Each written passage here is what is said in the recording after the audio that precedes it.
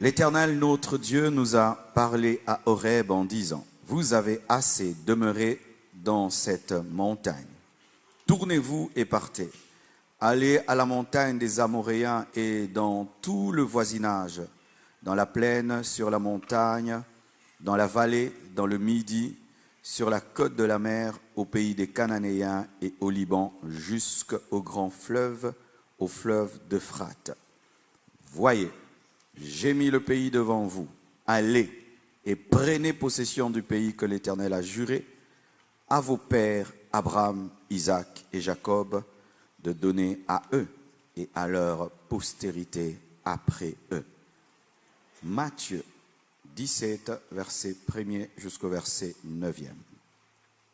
6 jours après, Jésus prit avec lui Pierre, Jacques et Jean, son frère, et il les conduisit à l'écart sur une haute montagne. Il fut transfiguré devant eux. Son visage resplendit comme le soleil et ses vêtements devinrent blancs comme la lumière. Et voici, Moïse et Élie leur apparurent s'entretenant avec lui. Pierre, prenant la parole, dit à Jésus, « Seigneur, il est bon que nous soyons ici.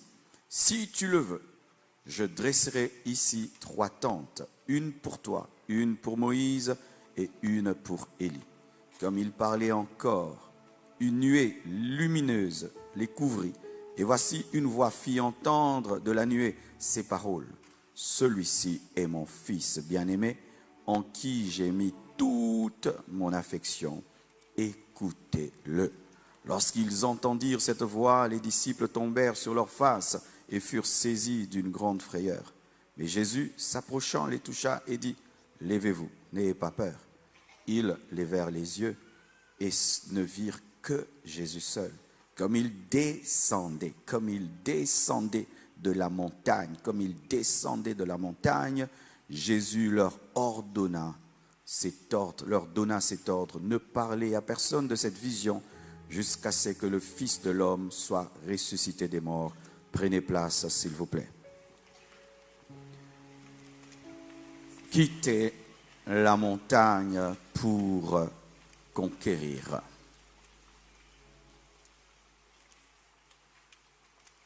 Dieu permet que Joseph se retrouve en Égypte. Il y devient ministre. Ensuite, ses frères, son père, tombent dans une grande famine.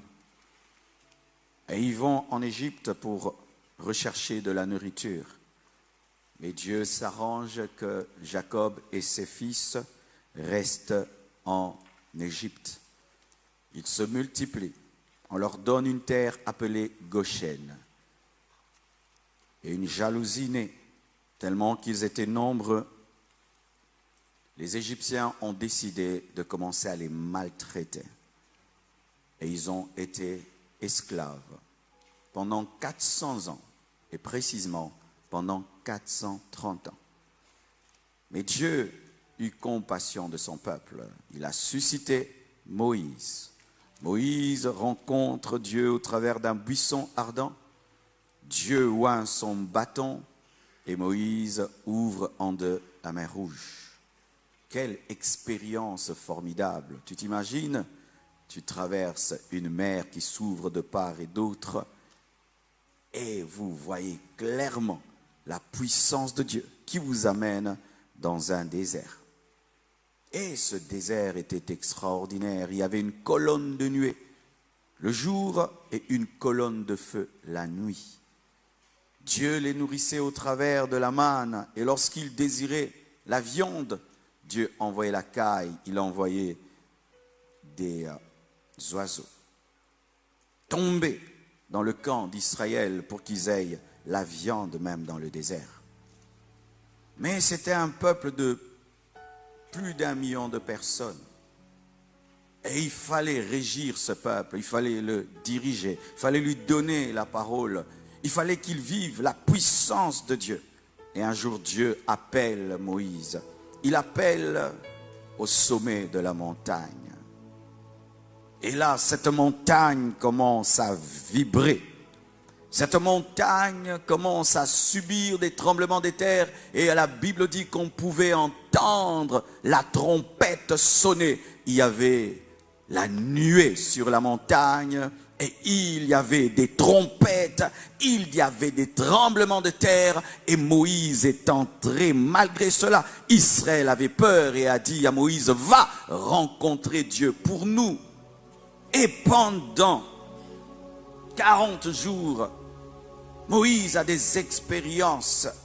Pendant 40 jours, il voit la gloire de Dieu.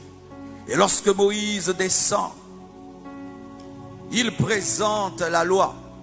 Il retrouve dans le péché et il brise la loi. Il remonte encore et Dieu lui redonne la loi.